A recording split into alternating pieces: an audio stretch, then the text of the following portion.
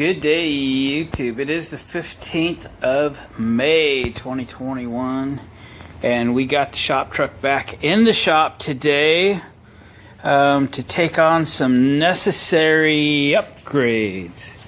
So here's what's happening. Been driving it a little bit, and it isn't. I mean, it's here. It is just May, but I've been driving it in the month of April. It hasn't been that warm outside, and I've been boiling the gas in the carburetor. So let me show you what the setup is. So if you've been following the build of this truck over the winter, you'll kind of understand it's a 302 engine, about early mid-70s vintage, 73 or 4. I purchased a new aluminum intake manifold and Edelbrock 600 carburetor, 1405 I believe.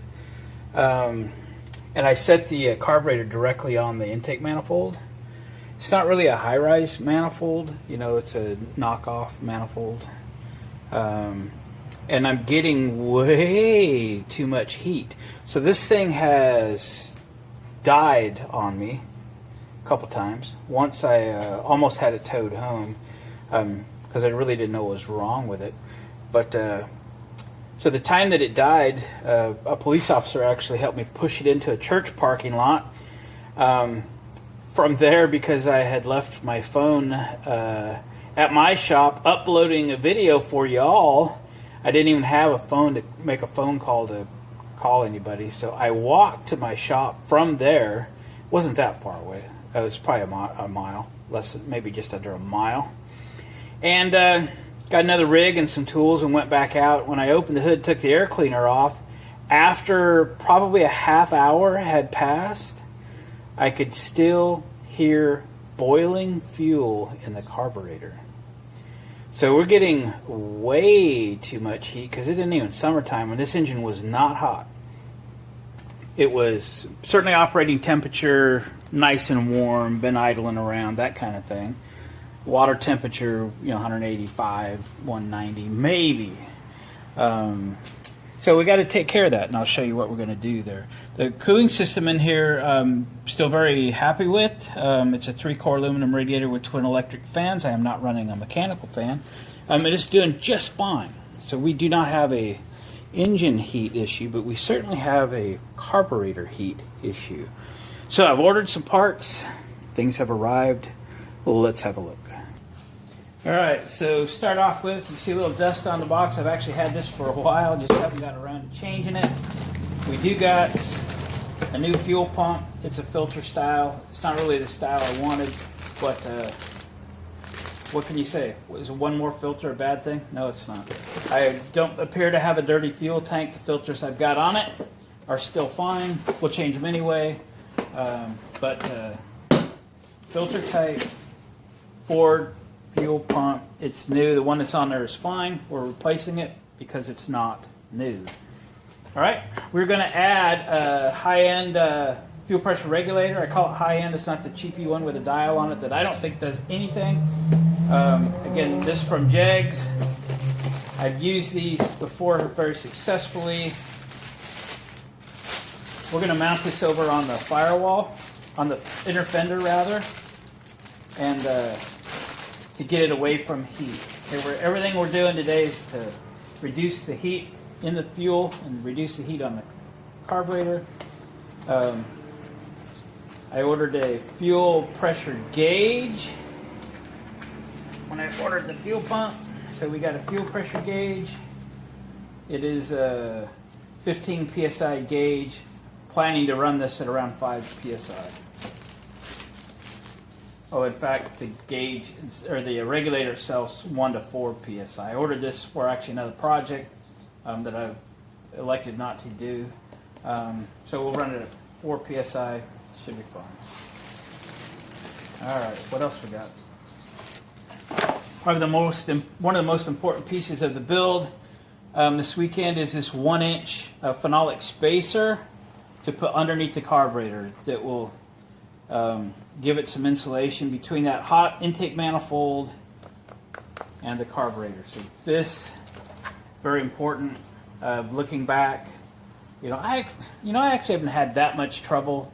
I've put many a carburetor on top of many aluminum intake manifolds without issue. But, every engine's different. So, what's in here is the second most important thing we're doing today. And, let's get it opened up.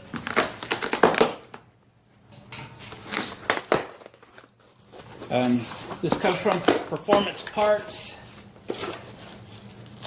A lot of people bug me about, there's no link in the description, blah, blah, blah. I buy everything I can on eBay. And if you don't know, eBay is an auction site.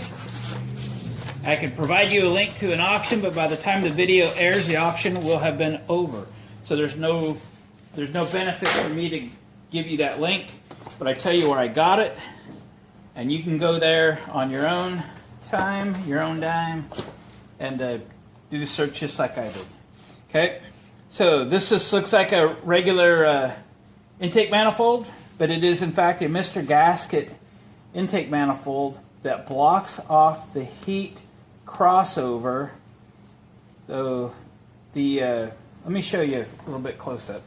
Hang on for a sec. So at the moment we're looking at a spare 302 engine. It's actually about the same vintage. It's a 74, I think, Bronco engine. So this is a cast iron intake manifold. This is actually the intake manifold that was on my engine in the shop truck when I got it. And you can see these two bolts right here and this little thing right here. This is an exhaust crossover. So it actually takes the exhaust and some of it and routes it underneath the carburetor base plate, and in this case it has this aluminum spacer in it because it has the PCV in it. Some of the engines actually run the coolant through this spacer, which would help maintain temperature in cold weather and possibly help reduce the temperature in hot weather. That's what Ford did, but this one just has the PCV running through that. So this is that crossover, and on the aluminum manifolds, that is not desirable. I'm here to tell you, it's not desirable. On a cast iron manifold, I think it's fine. In racing applications, if you're running cast iron, your engine's probably going to run hot enough anyway. You're not talking about firing it up and driving it to work every morning. You could probably still block that off. Back in our racing days, we used to buy Mr. Gasket intake manifold gaskets that blocked off that exhaust crossover. So that's what I have bought for today's activities. Alright, here is a regular intake manifold gasket. Those two bolts I just showed you in that crossover. Here is the port that is opened up for that. And then you can see on the Mr. Gasket gasket that is blocked off. So that's what we're rolling with today. Okay, so it's good to have that. Now, this is probably not going to have time for this weekend, but it has arrived, and I'll show you what we've got, because I haven't even looked at it yet. I haven't had it out of the box. We've talked about it a little bit. If you're, there's some paperwork on there. You're probably familiar with the YouTube page from Thunderhead 289. He does a lot of really great videos for fine tuning your ride, and a wide band exhaust monitor, and basically it's monitoring your exhaust gases, okay, is key to dialing in your carburetor. So I ordered one. Here it is. I looked again, order everything on eBay that I can. This included the bung to weld in the O2 sensor into your exhaust system, with all the wiring and the gauge itself, which is in my hand.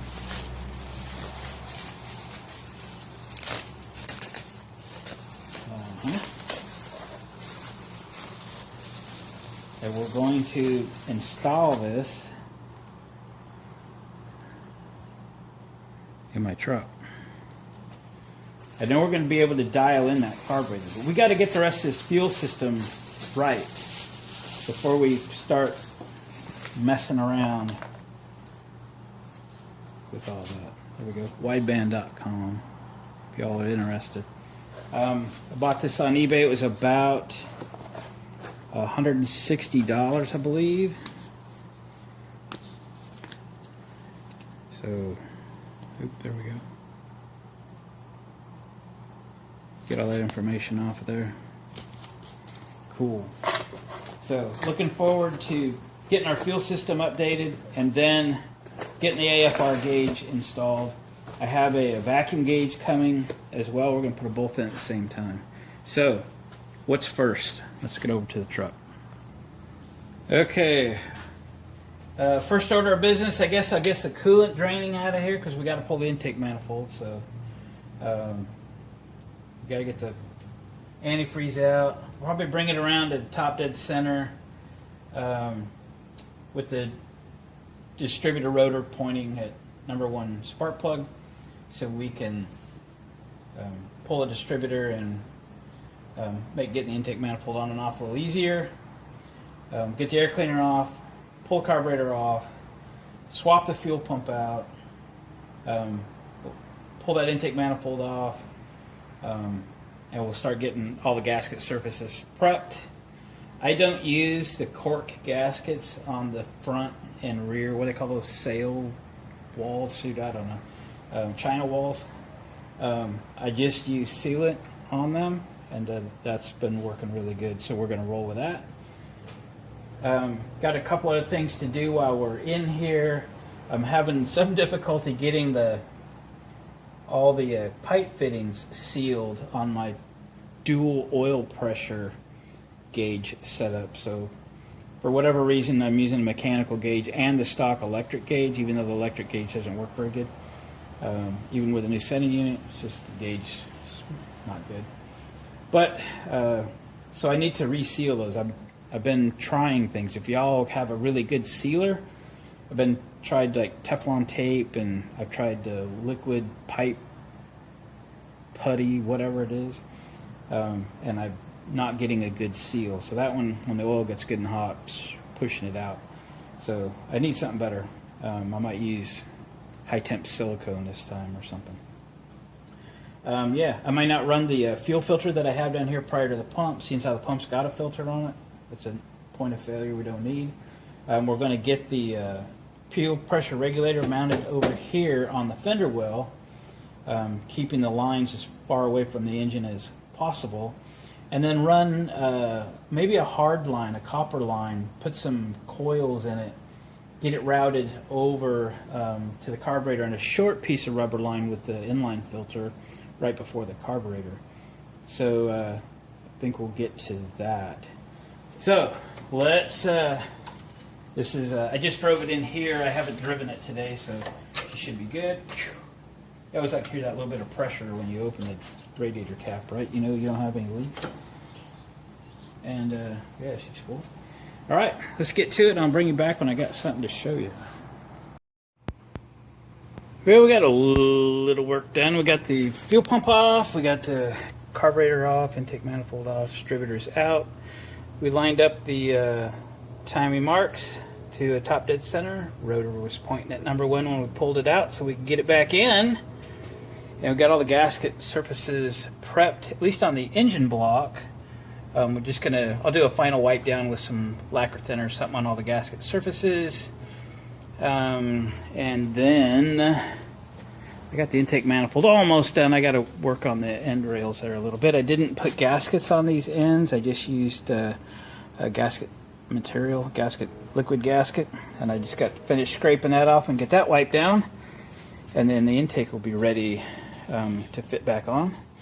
I think while I've got it off, I'll fit the studs, the new studs for the the longer studs for the spacer, and kind of do that. So been goofing off for a couple hours, so this is, I don't know, it's not really taking longer than I expected because I allowed myself 2 days to do this, and we're only halfway through day 1. So there.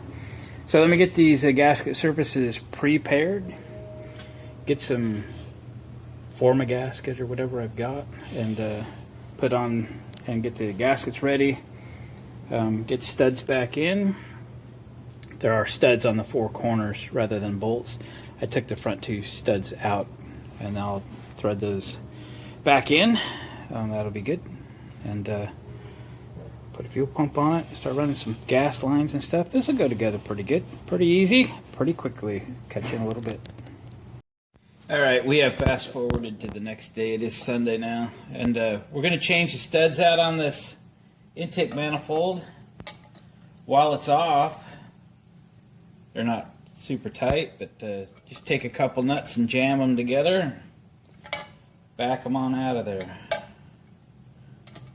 Obviously we need the longer studs because we're putting that 1-inch spacer in, and the spacer came with the longer studs. Keep the old ones, you know you'll need them one day.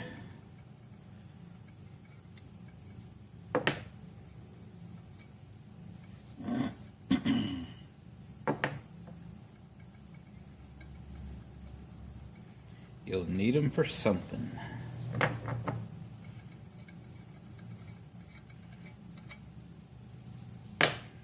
All right, the nuts there.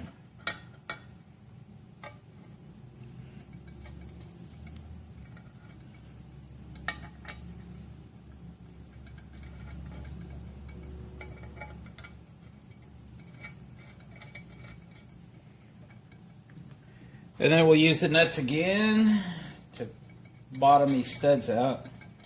You do want to kind of bottom them out, not super tight or anything, but enough to when you unbolt the carburetor, the stud doesn't come out, just the nut comes off the stud, right?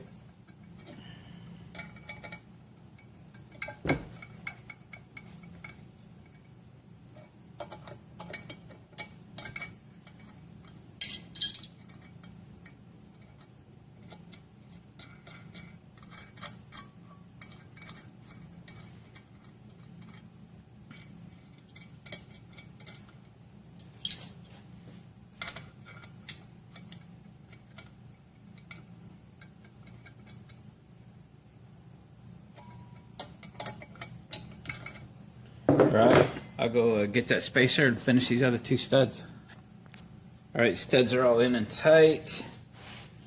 The spacer came with 2 gaskets, which is decent.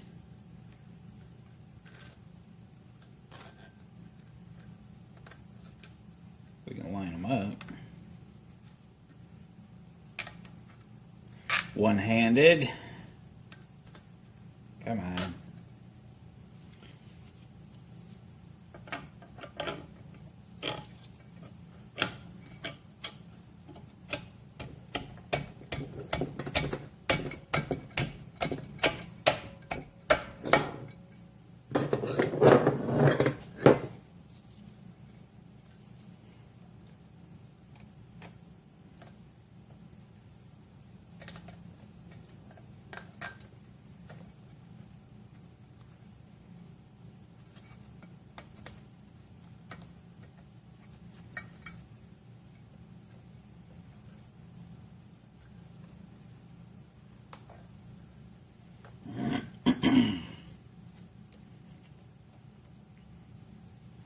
I'm going to turn this gasket around, see if it fits a little better.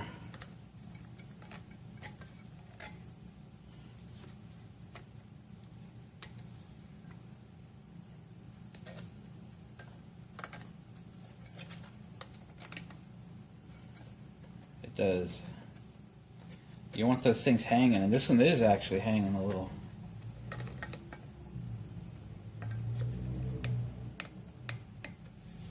That could catch your butterflies. This gasket might not be the punch dead center.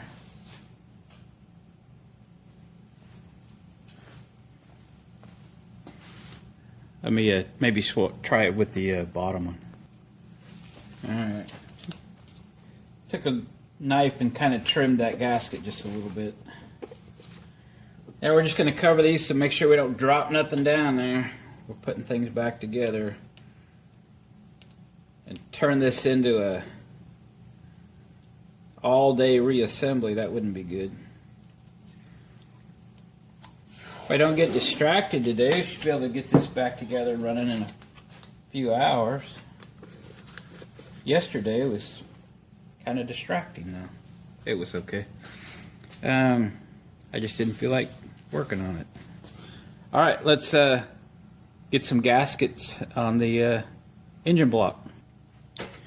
So we're going to use right stuff on the china walls or the ends of the block in lieu of the cork gaskets. I've not always had the best luck with those cork gaskets. They're okay if you kind of glue them on and all that jazz, but if you're going to glue them on, just use right stuff. It's about, this tube is like 13 bucks, so it's about twice the money as other Permatex or whatever, but it sure works good. No leaks. It's worth the investment. So we're going to put a nice healthy bead on both ends. Yeah.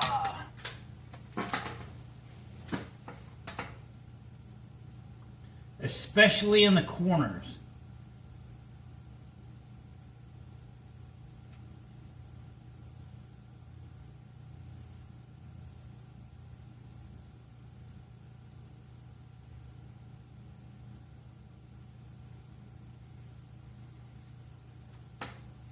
Looks good.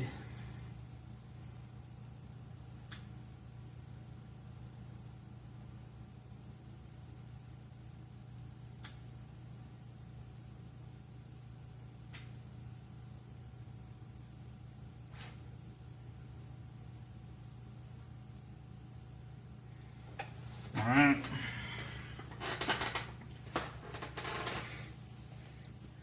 I did not take the valve covers off. I hope I don't regret that here in a second. Hoping the manifold doesn't catch the lip, but let's try to set the manifold on.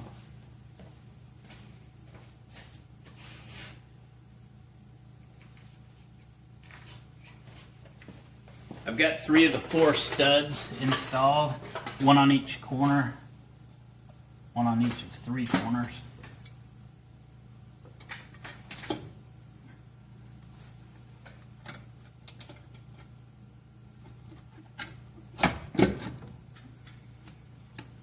Went right on. Catching that little bypass hose right here. Just for fun. Make sure nothing's in the way.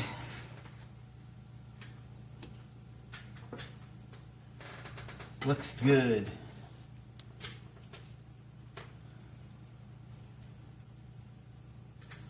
Just gonna start this other corner stud.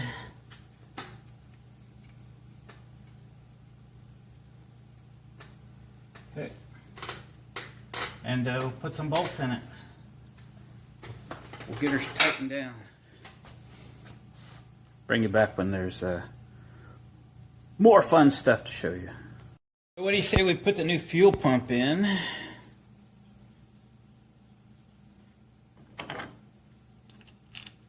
We'll start the bolts through to hold the gasket in place, but it doesn't seem like the holes are big enough. Give me a minute. Let me thread these bolts through the gasket.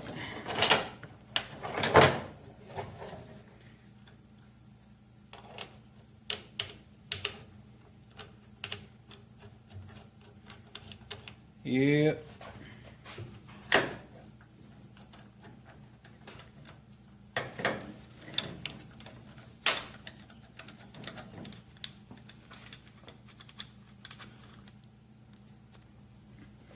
Alright, make sure you get this under the eccentric or she's not going to work very good.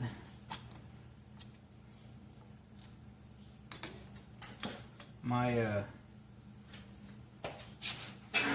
inline fuel filter's kind of in the way for a minute. I hope the fuel pump fits. Oh yeah, she'll be fine.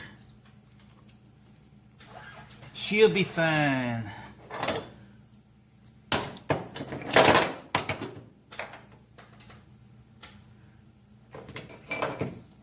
putting a socket on my extension. Hopefully help thread the bolts in.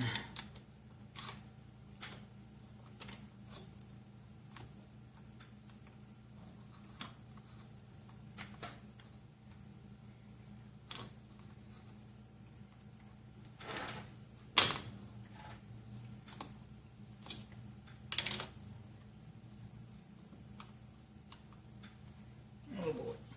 Yeah. Alright, I'm going to do this because it's going to take a moment. Okay, it wasn't actually that bad to get in there, but you know, it's just a little tight. The spring tension on that pump was pretty good. So let's get the fuel pressure regulator mounted. Let me move you over here, potentially.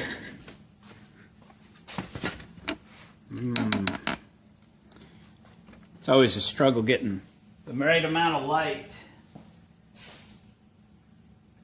so you can see what's going on. Let me move this. And we're going to mount that right there. Alright? So,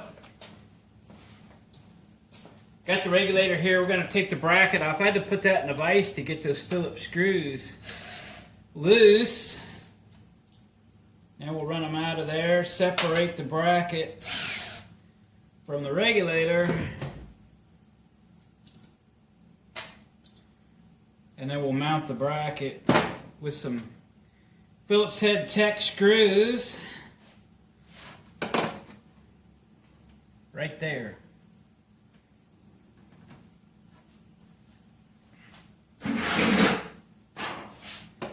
It's you know, out of the heat.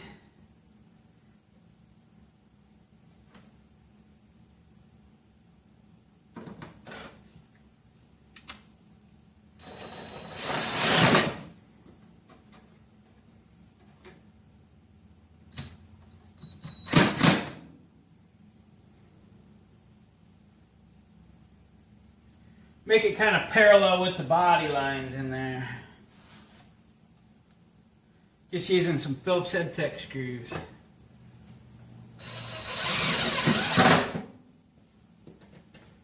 There's 4 holes, so we'll stick 4 screws in it.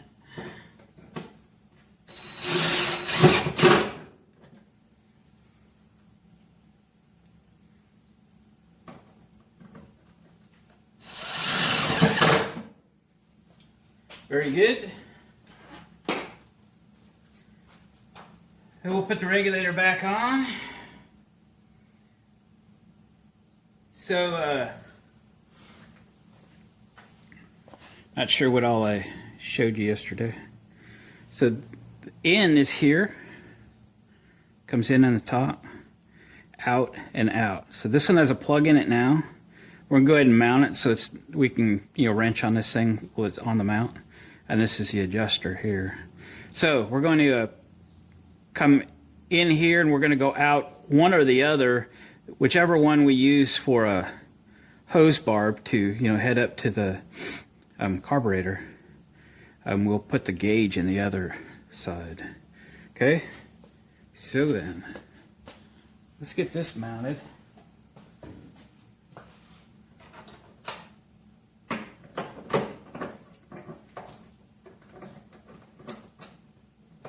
I've used those other type of regulators, you know, the cheap ones you get for 25 bucks, and they just don't work. I mean, I've probably cheapened out and bought 3 or 4 of them over the years, and not a one of them work with a nickel. These work good. I got one on my flathead in the 36 truck. Had one on my 76 truck for a while. So, I mean, it was still there when I sold it.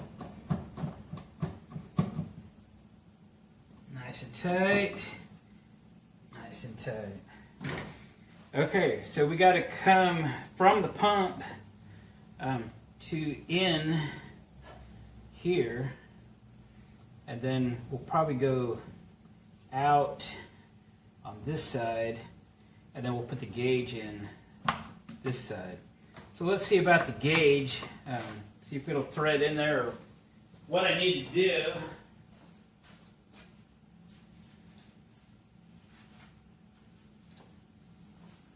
Because I might need to take it back off, put the gauge in, is what I'm saying. I've got stuff in the way. Well, I think we're going to put the gauge on this side and come out here, which will be fine, but there's more room over here. So I do need to take this off, put the gauge in. I'll go do that and bring it back. Well, guys, I didn't get into too much detail. I kind of just hit the gas, got this thing put back together. Just a few things were just fighting me, little stupid stuff. Anyway, went to Home Depot and got $20 worth of brass fittings and put this together kind of like I wanted it. We got the gauge mounted in a position where you can kind of see it. Fuel comes into the top from the fuel pump. The new fuel pump, got rid of that filter, inline filter, and just went straight, new hose from the steel line. Then a rubber line up to the inlet of the fuel pump, a short piece of rubber line, then a copper line, which I insulated there and just put a little hanger, a little tie wrap. Coming across over to a short piece of rubber line, inline filter on the secondary side, and up to the carburetor. So that's all done. Carburetor's bolted down, the manual choke's connected, throttle cable connected. Put the distributor back in, pointed the rotor at number 1 spark plug, and put the clamp in, left it loose enough to adjust. Plug the plug wires back in. All the wiring that I took loose is back together. Put some antifreeze back in it. Most of what came out went back in, except what went on the floor. A little bit left in the pan. And we're ready to fire it up, I guess. Is that it? Okay, so there's no fuel in the fuel system. I actually took the top of the carburetor apart and just to, get any little bit of dirt or whatever might have been in that carburetor out of the carburetor and just make sure everything looked good, and it does. So I think we're good to go. All right, let me put you on the stand. Let's see if she runs. All right, got the door open. Let's fire it up. It's gonna have to crank a little bit, get some gas in there.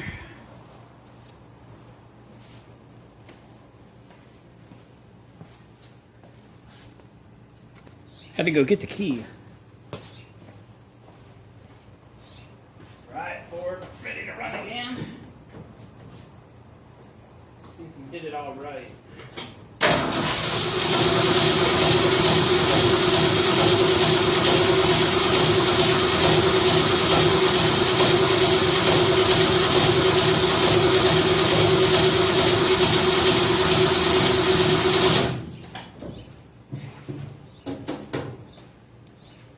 Not seeing anything in the fuel filter yet.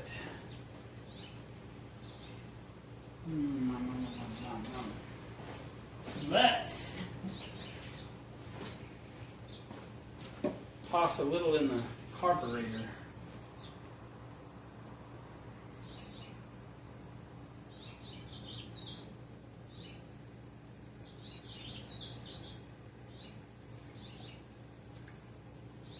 What would Derek say? A little bit too much, but it'll be all right.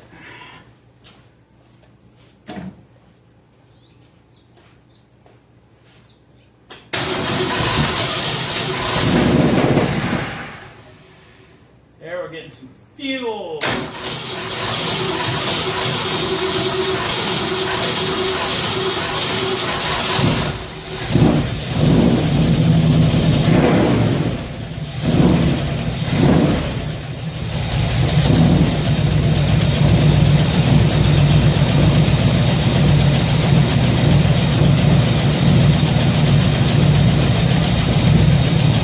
Kind of looking for leaks and things.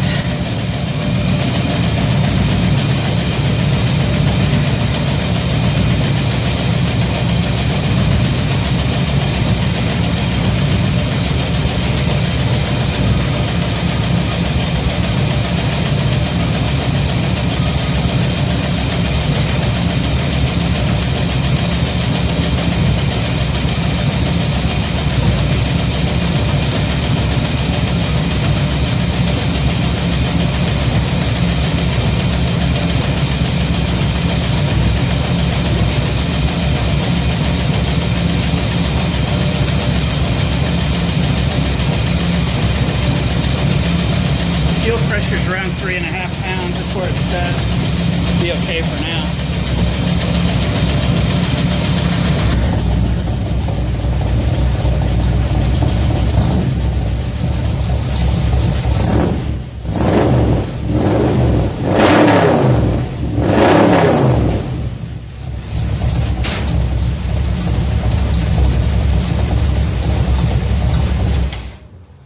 Well, other than some fine tuning,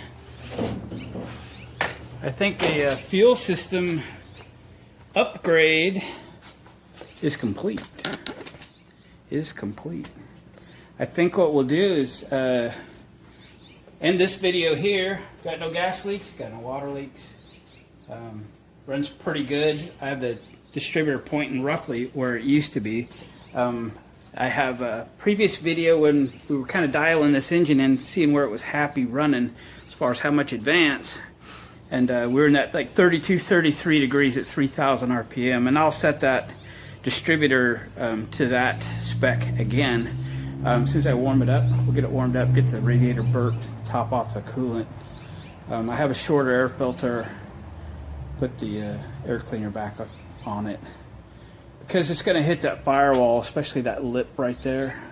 So I ordered a shorter, 1-inch shorter air cleaner, air filter to make up for the 1-inch taller spacer. So I think we really did good. This thing going to be ready for summer driving.